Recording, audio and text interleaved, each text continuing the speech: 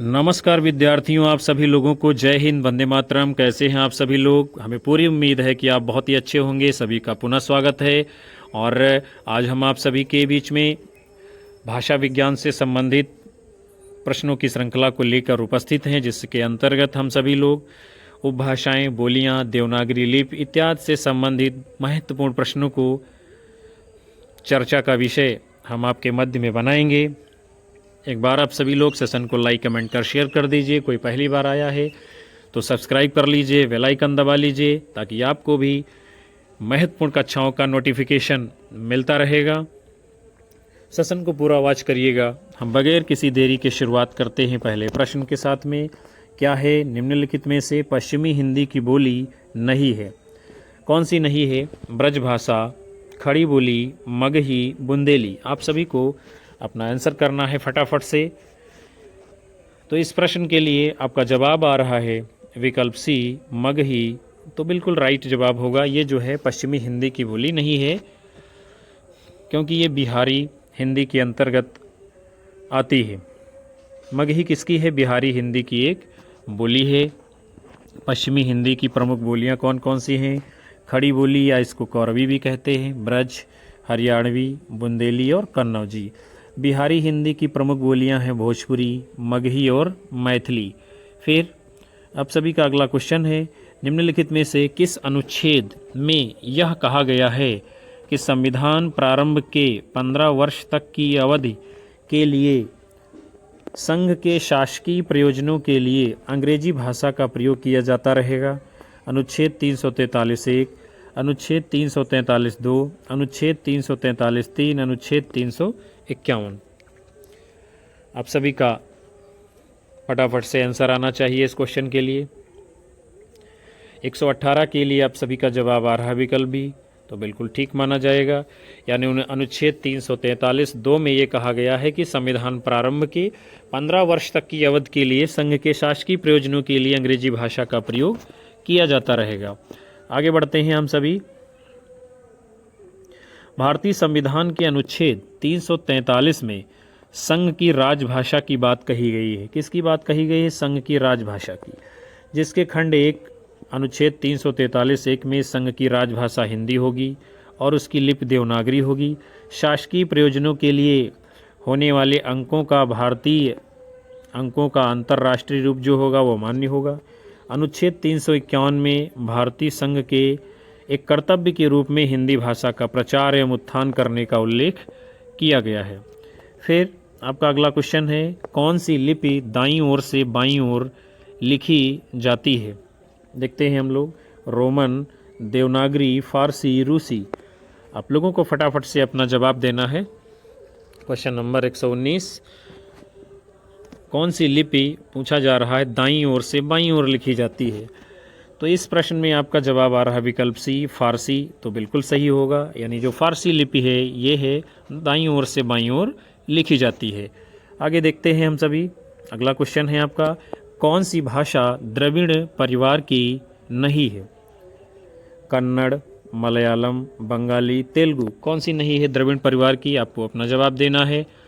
Question number 120, आपका उत्तर आ रहा है विकल्प सी, बंगाली। तो बिल्कुल सही होगा। ये द्रविड़ परिवार की भाषा नहीं। तमिल, तेलुगु, कन्नड़, मलयालम, ये जो है 4 द्रविड़ परिवार की भाषाएं हैं। आगे बढ़ते हैं हम लोग। जो बंगाली है वो भारोपी परिवार की भाषा है। किसकी है? भारोपी परिवार की भाषा। अगला क्वेश्चन है, भारत की संपर्क भाषा है अंग्रेजी, हिंदी, उर्दू, मराठी। यानी जिस भाषा में लोग ज़्यादातर संपर्क करते हैं हमारे भारतवर्ष में, वो कौन सी भाषा है? तो आप सभी इसका आंसर जानते हैं। सही जवाब आना चाहिए। क्वेश्चन नंबर 121, आपका उत्तर आ रहा है विकल्प बी, यानी हिंदी। तो राइट होगा। भारत की संपर्क भाषा कौन सी है? हिंदी भाषा। आगे बढ़ते हैं हम सभी। अलग अलग मातृभाषा क्षेत्रों के मध्य संपर्क साधने वाली जो भाषा होती है उसे संपर्क भाषा कहते हैं। फिर आपका अगला क्वेश्चन है, कौन सी भाषा रोमन लिपि में नहीं लिखी जाती है? जर्मन, अंग्रेजी, चीनी, फ्रांसीसी। कौन सी इनमें है जो रोमन लिपि में नहीं लिखी जाती है? नहीं पर आपको विशेष ध्यान देना है, अन्यथा आपका उत्तर गलत हो सकता है। क्वेश्चन नंबर 122 आप सभी लोगों का इसके लिए जवाब आ रहा है विकल्प सी, तो बिल्कुल सही होगा, यानी जो चीनी है ये रोमन लिप में नहीं लिखी जाती है। आगे बढ़ेंगे। चीनी भाषा जो है मंदारिन की लिपि चित्रात्मक लिपि है। कैसी है? चीनी भाषा मंदारिन की लिपि चित्रात्मक लिपि है, जबकि जर्मन, अंग्रेजी, फ्रांसीसी तीनों रोमन लिपि में लिखी जाती हैं। अगला क्वेश्चन है आपका, हिंदी की लिपि कहलाती है रोमन, देवनागरी, ब्राह्मी, गुरमुखी। कौन सी है हिंदी की लिपि? इसका आंसर आप सभी लोग बखूबी जानते हो बहुत अच्छी तरीके से, इसलिए जवाब आपका सही होना चाहिए। क्वेश्चन नंबर 123 का आपका उत्तर आ रहा है विकल्प बी, तो राइट होगा, यानी हिंदी की लिपि कौन सी है? देवनागरी। रोमन अंग्रेजी की है, गुरमुखी पंजाबी की है। फिर आगे बढ़ेंगे हम सभी लोग। हिंदी की लिपि देवनागरी कहलाती है और इस लिपि में हिंदी, संस्कृत, मराठी और नेपाली भाषाएं लिखी जाती हैं। देवनागरी लिपि सर्वाधिक वैज्ञानिक लिपि है। इस लिपि का विकास क्रम ब्राह्मी लिपि से हुआ है। अंग्रेजी भाषा की लिपि रोमन है और पंजाबी की लिपि गुरमुखी है, अभी हमने आपको ऊपर बताया भी है। फिर अगला है बघेली का क्षेत्र है रीवा, इंदौर, रायपुर, भोपाल। कौन है बघेली का क्षेत्र इनमें से? आपका उत्तर आना चाहिए। क्वेश्चन नंबर 124 आप सभी का जवाब आ रहा है विकल्प ए, तो राइट होगा, यानी कि बघेली का क्षेत्र कौन सा है? रीवा। आगे बढ़ेंगे हम सभी। रीवा के अतिरिक्त जो है बघेली का क्षेत्र कहाँ कहाँ है? जबलपुर, मंडला, मिर्ज़ापुर की बोली है। और बघेली जो आपकी है यह पूर्वी हिंदी के अंतर्गत आने वाली बोली है। पूर्वी हिंदी की 3 बोलियां हैं, कौन कौन सी? अवधी, बघेली और छत्तीसगढ़ी। आपका अगला क्वेश्चन है, बघेली बोली का संबंध हिंदी की बोलियों में किस वर्ग से है? पहाड़ी, पूर्वी, पश्चिमी, खड़ी बोली। बघेली बोली का संबंध हिंदी की बोलियों के किस वर्ग के अंतर्गत आता है? क्वेश्चन नंबर 125 आप सभी का इस क्वेश्चन के लिए उत्तर आ रहा विकल्प बी, तो राइट होगा, यानी बघेली किस में आती है? पूर्वी हिंदी के अंतर्गत। आगे बढ़ेंगे हम सभी लोग।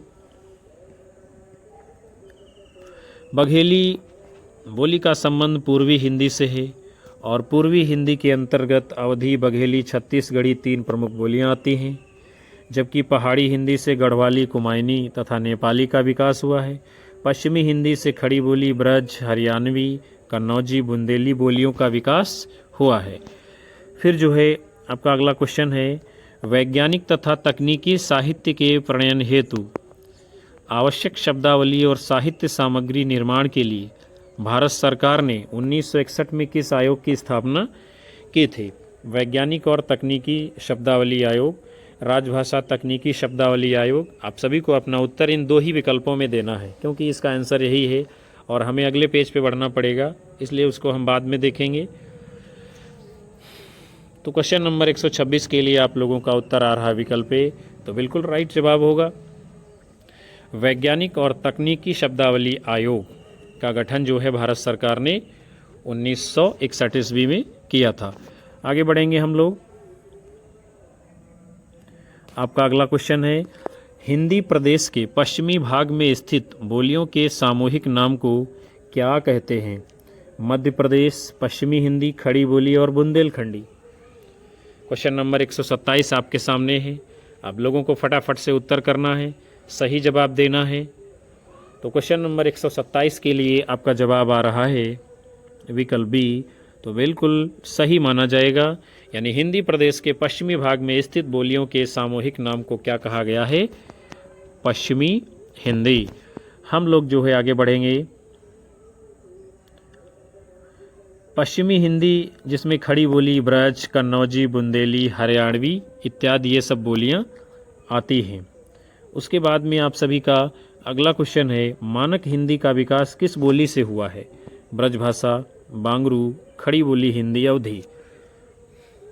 कौन सा सही होगा जवाब? क्वेश्चन नंबर 128 आपके सामने है, मानक हिंदी का विकास किस बोली से हुआ है? आप सभी लोगों का इस क्वेश्चन के लिए आंसर आ रहा है विकल्प सी, तो बिल्कुल ठीक जवाब आप लोगों का माना जाएगा, यानी मानक हिंदी का विकास किससे हुआ है? खड़ी बोली से। आगे बढ़ेंगे हम लोग।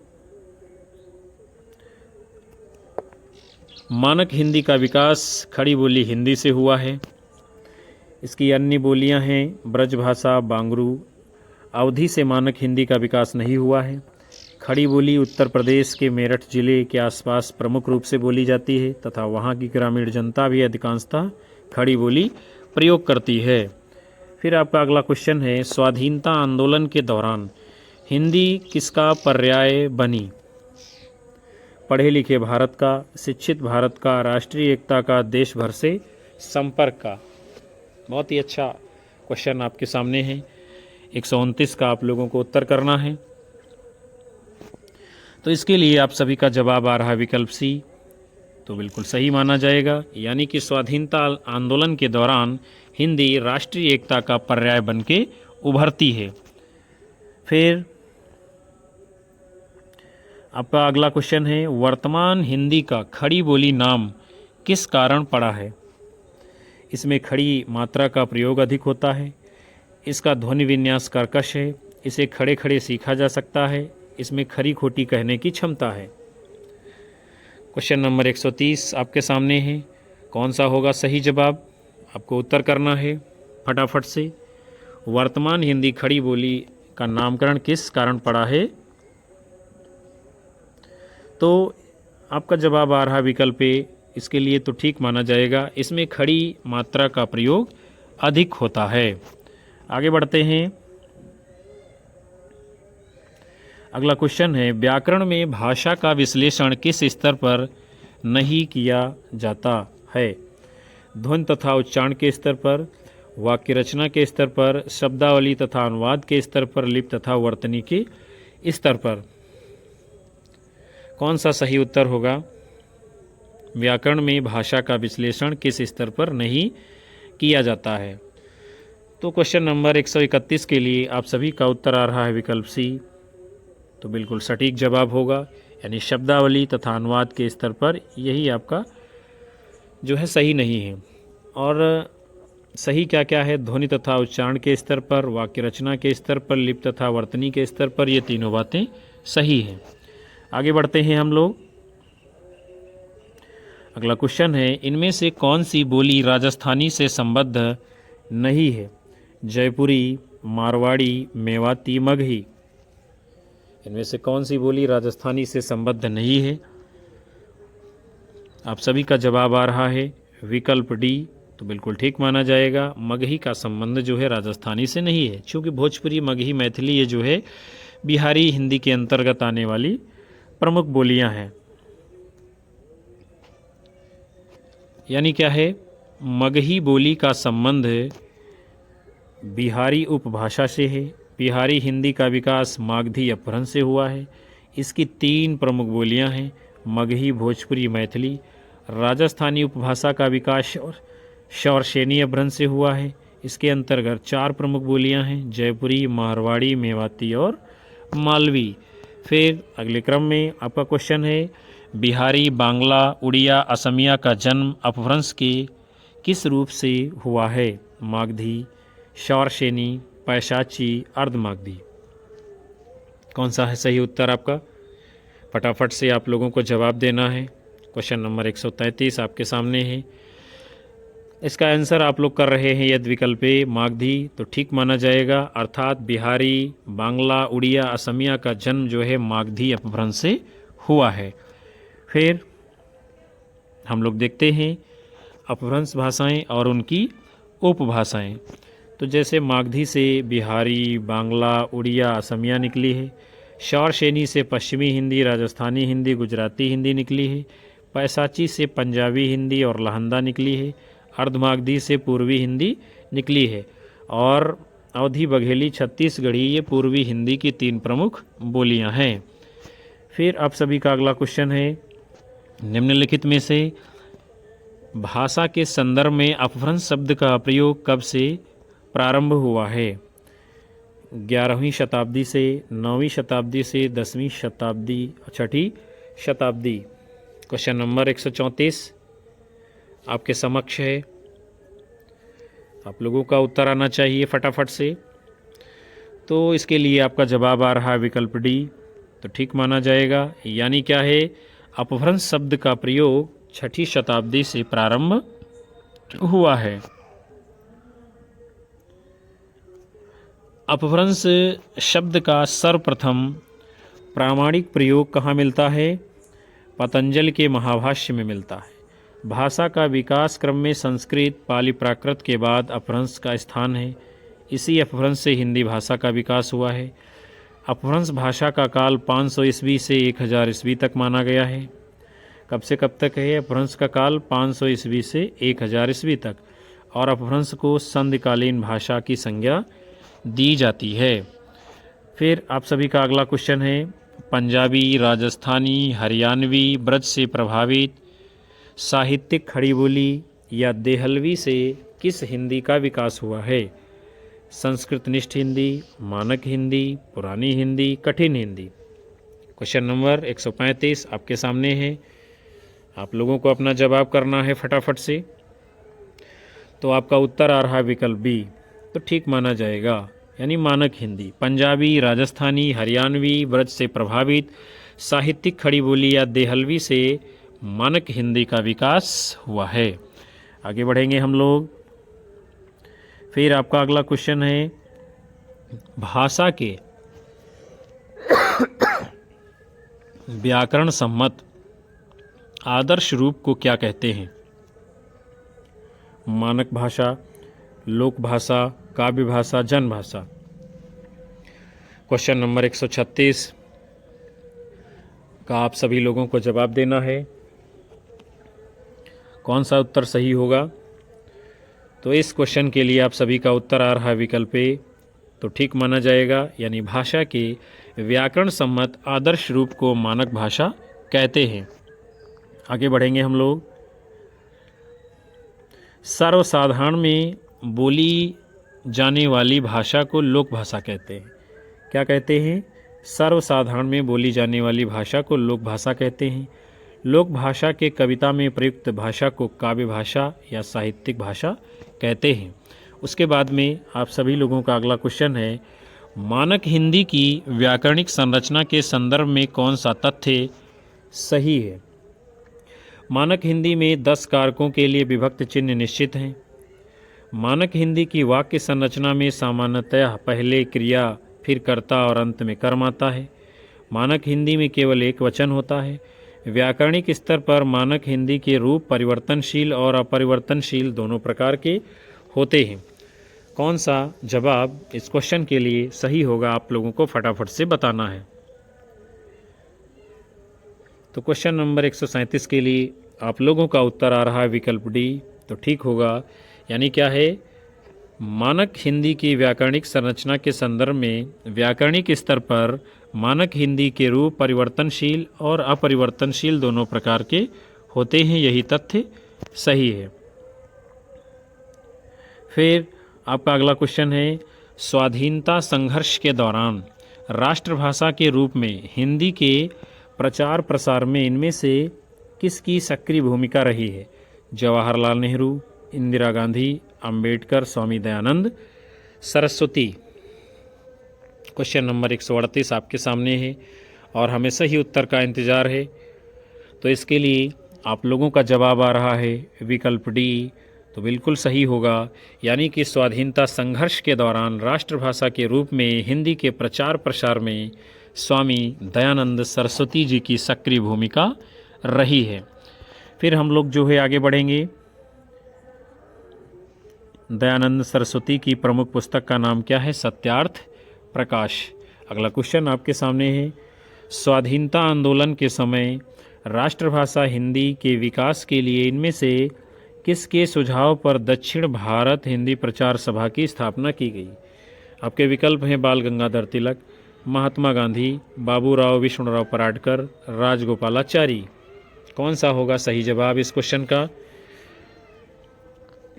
तो आप सभी का उत्तर आया है विकल्प बी, तो सही होगा, यानी कि स्वाधीनता आंदोलन के समय राष्ट्रभाषा हिंदी के प्रचार के लिए विकास के लिए दक्षिण भारत हिंदी प्रचार की स्थापना जो है महात्मा गांधी के सुझाव पर की गई थी।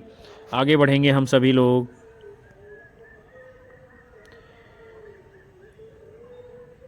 दक्षिण भारत हिंदी प्रचार सभा की स्थापना जो है कहाँ होती है? मद्रास में, जिसे आजकल चेन्नई कहा जाता है। अगला क्वेश्चन है, राजभाषा से क्या अभिप्राय है?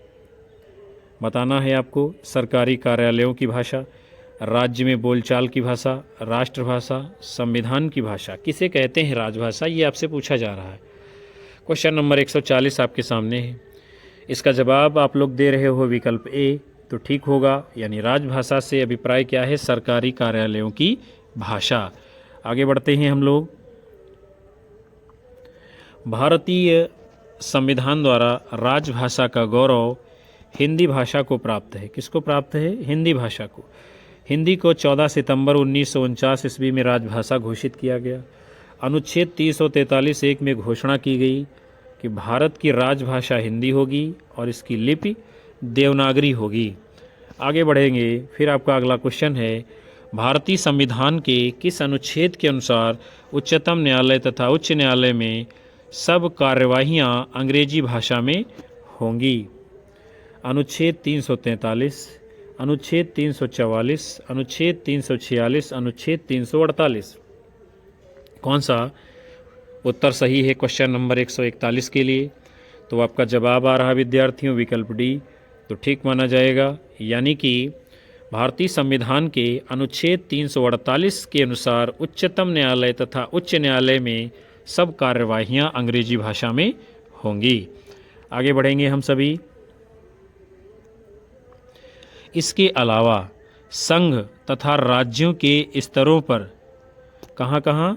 संघ तथा राज्यों के स्तरों पर सभी विधेयकों, संशोधनों, अधिनियमों, अध्यादेशों, आदेशों, नियमों, विनियमों, उपनियमों के प्राधिकृत पाठ भी केवल अंग्रेजी में ही होंगे।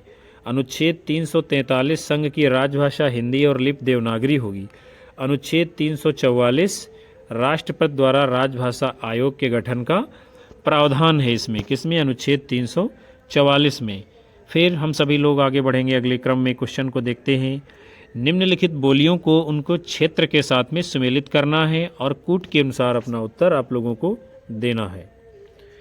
तो देखते हैं हम लोग कौन सी बात किस में सही होती है। तो सबसे पहले क्या है? पश्चिमी हिंदी। तो पश्चिमी हिंदी का जो क्षेत्र है वो किसके अंतर्गत जाएगा? आपका जो है शिमला। फिर मध्यवर्ती यानी पश्चिमी पहाड़ी है, आप करिएगा, पश्चिमी पहाड़ी का क्षेत्र कहाँ जाएगा? शिमला है। फिर आपका है मध्यवर्ती पहाड़ी, इसका क्षेत्र कहाँ है? गढ़वाल है। फिर है भोजपुरी। भोजपुरी ये जो है आपकी, इसका क्षेत्र कहाँ जाएगा? तो भोजपुरी का क्षेत्र गाजीपुर जाएगा। फिर है मगही, और मगही का क्षेत्र कहाँ जाएगा? पटना जाएगा। यानी पश्चिमी हिंदी का क्षेत्र है शिमला, और मध्य पश्चिमी पहाड़ी का क्षेत्र है शिमला, मध्यवर्ती पहाड़ी का क्षेत्र है गढ़वाल, भोजपुरी का क्षेत्र है गाजीपुर और मगही का क्षेत्र है पटना। तो यहाँ पर आपका जो है सही मिलान कर दिया गया है। और यदि कूट के रूप में अपने उत्तर को देखेंगे तो आपका कूट एक ही, यानी ए जो विकल्प है वही आपका सही उत्तर होगा।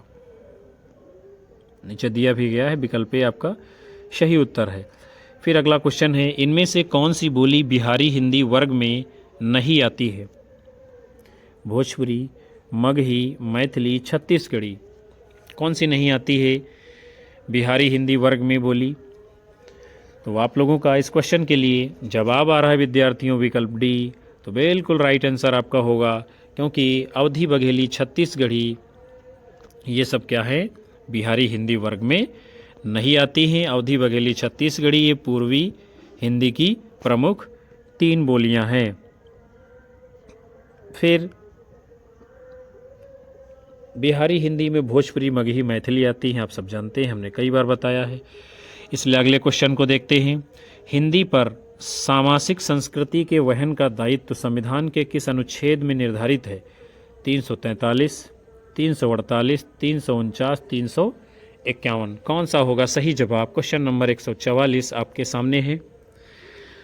तो आप सभी लोगों का उत्तर आ रहा है विकल्प डी, तो राइट होगा। यानी हिंदी पर सामासिक संस्कृति के वहन का दायित्व संविधान के अनुच्छेद 351 में निर्धारित है। हम लोग जो है आगे बढ़ेंगे। अनुच्छेद 343 ये क्या बताता है? संघ की राजभाषा हिंदी और लिपि देवनागरी होगी। अनुच्छेद 348 ये उच्चतम न्यायालय और उच्च न्यायालय आदि की प्रयोग की जाने वाली भाषा से संबंधित है। अनुच्छेद 349 भाषा संबंधित कुछ विधियां अधिनियमित करने का विशेष प्रावधान इसमें किया गया है अनुच्छेद 349 में। फिर आपका अगला क्वेश्चन है, निम्नलिखित में से कौन सी भाषा संविधान की 8वीं अनुसूची में है? देखते हैं हम सभी। नेपाली, कांगड़ी, राजस्थानी, गोंडवी कौन सी है संविधान की 8वीं अनुसूची में भाषा? इनमें से क्वेश्चन नंबर 145 आप लोगों के सामने है। फटाफट से आपको उत्तर देना है। तो इस क्वेश्चन के लिए आपका जवाब आ रहा है विकल्प ए, नेपाली, तो ठीक माना जाएगा। यानी इनमें से संविधान की 8वीं अनुसूची में नेपाली शामिल है। आगे बढ़ते हैं हम लोग।